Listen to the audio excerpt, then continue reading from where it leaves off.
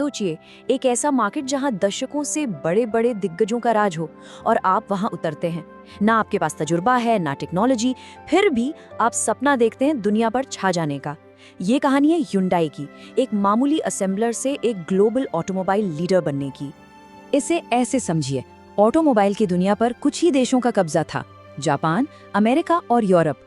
मतलब ये एक बंद क्लब जैसा था।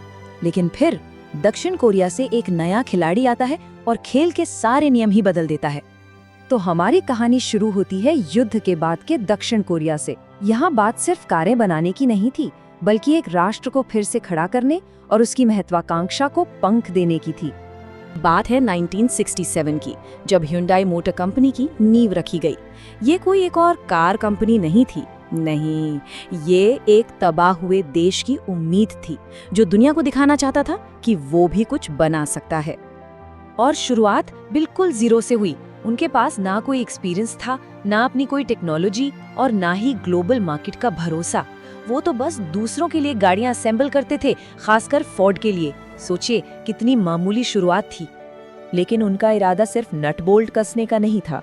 उनके अंदर एक आग थी, जिसे इस एक लाइन में समझा जा सकता है, हम हमेशा असेंबल नहीं करेंगे, हम अपनी कारें खुद बनाएंगे। ये एक ऐलान था, एक इरादा था।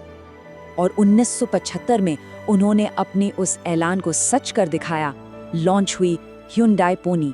ये सिर्फ एक कार नहीं थी, ये दुनिया के ऑटोमोबाइल नक्शे पर दक्षिण कोरिया का पहला कदम था।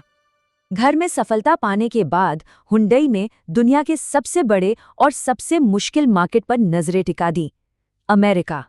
80 के दशक में ये एक ऐसा दांव था जो या तो उन्हें बना सकता था या हमेशा के लिए तोड़ सकता था। और शुरुआत में तो लगा कि जैसे एक जैकपॉट लग गया हो। Hyundai Excel इतनी सस्ती थी कि अमेरिकी खरीदारों ने उसे हाथों हाथ लिया। बिक्री के सारे रिकॉर्ड टूट गए। लेकिन ये जो सफलता का गुब्बारा था ना, वो बहुत जल्दी फूट गया। सस्ती कीमत के पीछे छिपी थी खराब क्वालिटी और लगातार खराब होती गाड़ियां। Hyundai का नाम एक मजाक बन गया।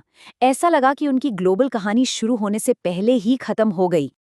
पर हार मानने की जगह Hyundai ने वो किया जो महान कंपनियां करती हैं। उन्होंने अपनी सबसे बड़ी नाकामी को अपना सबसे बड़ा मिशन बना लिया। 1990 का दशक मुनाफे का नहीं, बल्कि विश्वास बनाने का दशक था। उन्होंने सीधा अपनी सबसे बड़ी कमजोरी पर वार किया। उनकी स्ट्रैटेजी के 3 हिस्से थे। पहला, टेक्नोलॉजी और क्वालिटी सुधारने के लिए R&D में जबरदस्त निवेश। दूसरा, इंजन के फिएबिलिटी को अपनी टॉप प्रायोरिटी बनाना। और तीसरा, एक ऐसा बोल्ड स्टेप जिसने सब कुछ बदल दिया, लंबी वारंटी। ये कहने का एक तरीका था कि अब हमें अपनी कारों पर पूरा भरोसा है। अपनी इज्जत दोबारा बनाने के बाद Hyundai अब दुनिया जीतने के लिए तैयार थी।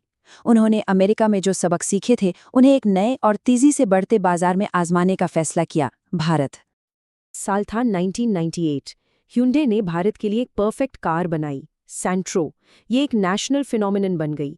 इसका टॉल बॉय डिज़ाइन, भरोसेमंद इंजन और मॉडर्न लुक भारतीय परिवारों की ज़रूरतों से बिल्कुल मैच कर गया। सैंट्रो ने सिर्फ कारें नहीं बेचीं, इसने बाजार के बेताज बादशाह मारुति को पहली बार सीधी टक्कर दी। नतीजा, कुछ ही सालों में Hyundai भारत की नंबर 2 कार कंपनी बन गई। क्या जबरदस्त वापसी थी ये। इसके बाद तो Hyundai ने खेल का लेवल ही ऊपर कर दिया। उनका नया मंत्र था, किफ़ायती कारें भी प्रीमियम हो सकती हैं। i10, i20 और वर्ना जैसे मॉडलों ने ये साबित कर दिया कि बेहतरीन डिज़ाइन और मॉडर्न फीचर्स के लिए बहुत ज़्यादा पैसे खर्च करने की ज़रूरत नहीं है। अब हम कहानी के सबसे रोमांचक हिस्से में पहुंचते हैं। Hyundai अब सिर्फ मार्केट को फॉलो नहीं कर रही थी, वो अब मार्केट को रास्ता दिखा रही थी, भविष्य की ओर चार्ज करते हुए। Hyundai ने 2 बड़े ट्रेंड्स को दूसरों से पहले ही भांप लिया। पहला, SUV का बढ़ता क्रेज, जिसे उन्होंने क्रीटा और वेन्यू जैसे मॉडल से कैश किया, और दूसरा, इलेक्ट्रिक भविष्य, जहां कोना और आयोनिक जैसी कारों के साथ वो एक लीडर बनकर उभरे। तो आज Hyundai क्या है? ये ग्लोबल भरोसा है, स्मार्ट टेक्नोलॉजी है, शानदार डिज़ाइन है और इलेक्ट्रिक गाड़ियों में लीडरशिप है। ये उस कंपनी से मीलों आगे है जो कभी दूसरों के लिए सिर्फ पुर्जे जोड़ा करती थी।